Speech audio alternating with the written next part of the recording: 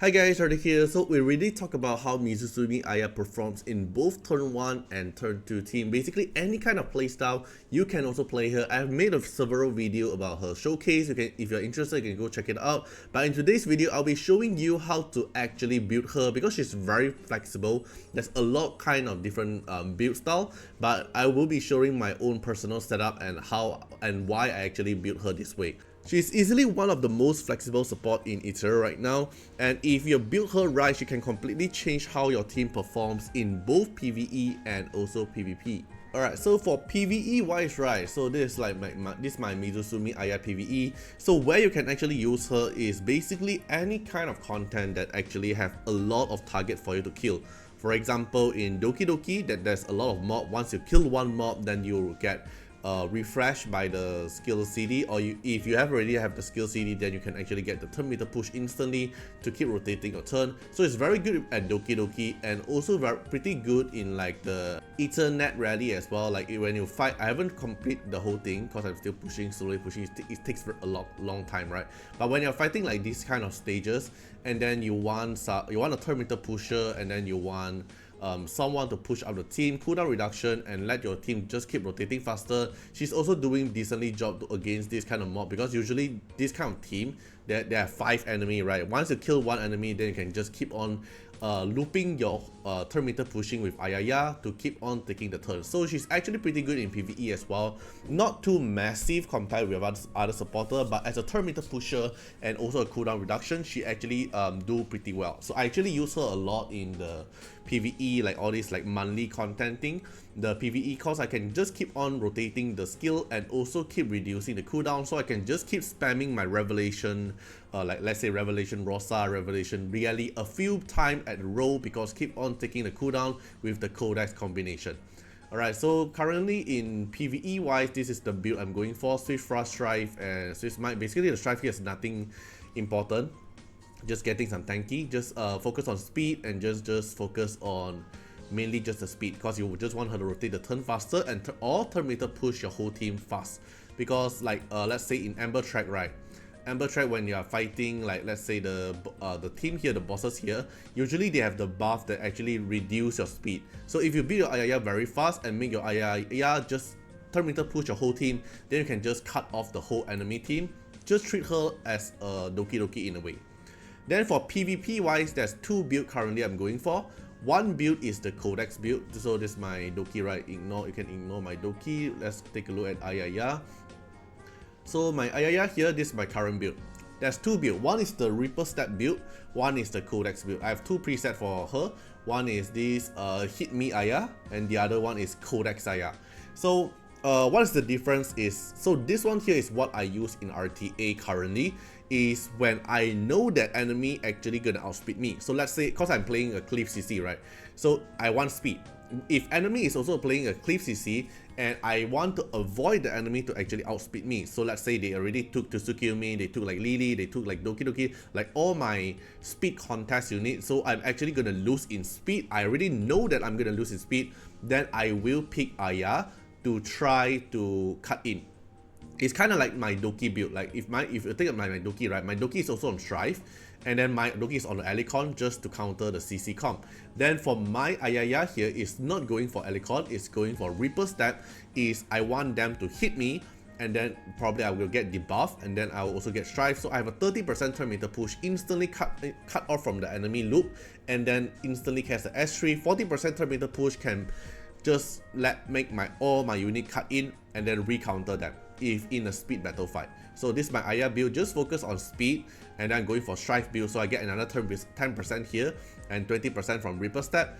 Ideally you want to go for effect resistant instead of like attack bonus, but I have out of effect resistant piece that is actually with decent speed. There's only 1 piece here, so the double drop rate here, I'm definitely going to grind Doki Doki to get better Swift Rush set.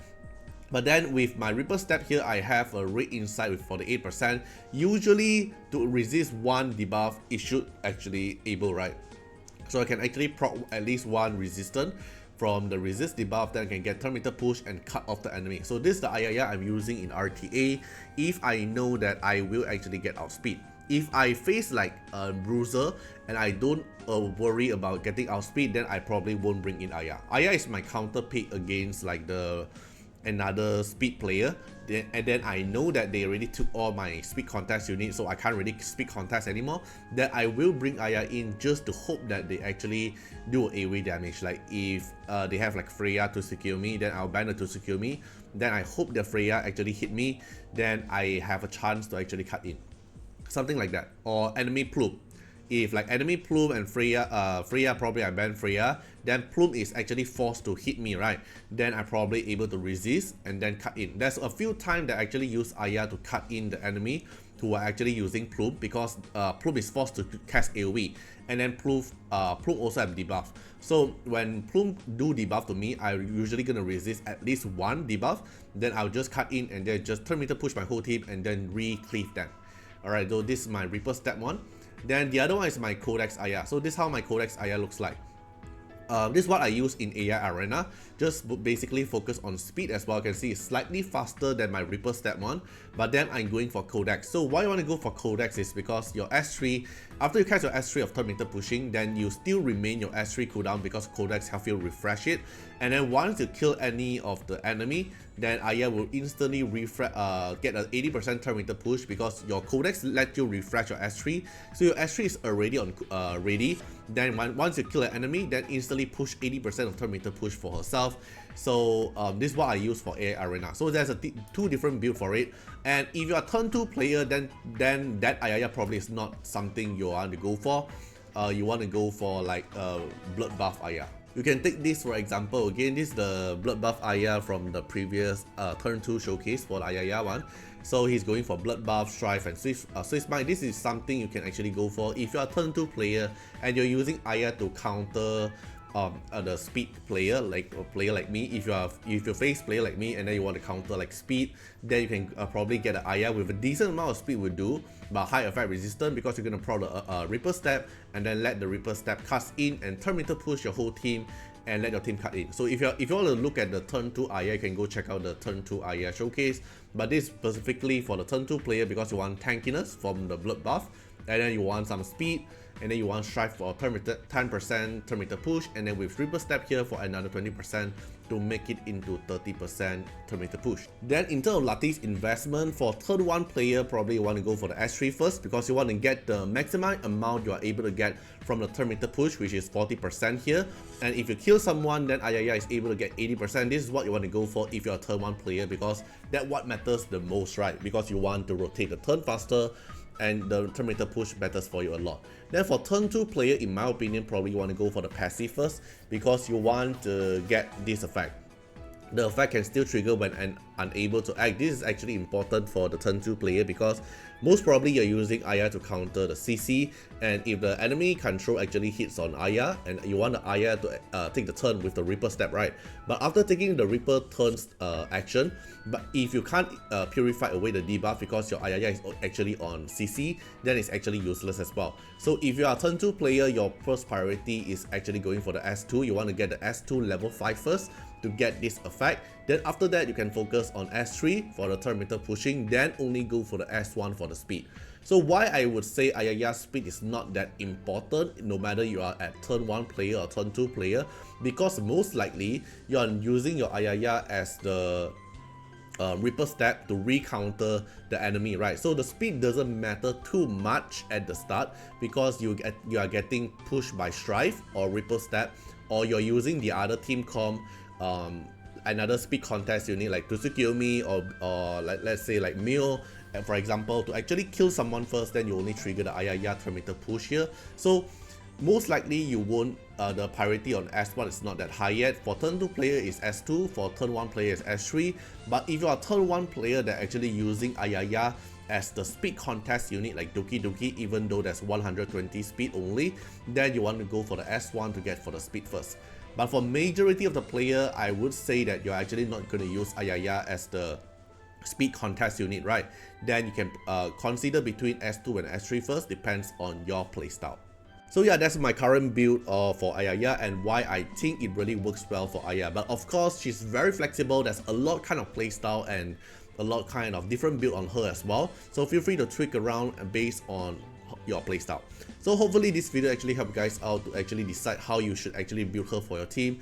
In my advice, I highly recommend you guys to actually build Aya, because no matter what kind of playstyle you are, Aya definitely have the slot or at least worth in your pocket to actually bring her out when certain situation that you need a turn meter pusher or cuts in the enemy, or you need to cleanse away the debuff, or you want some cooldown reduction in turn meter pushing.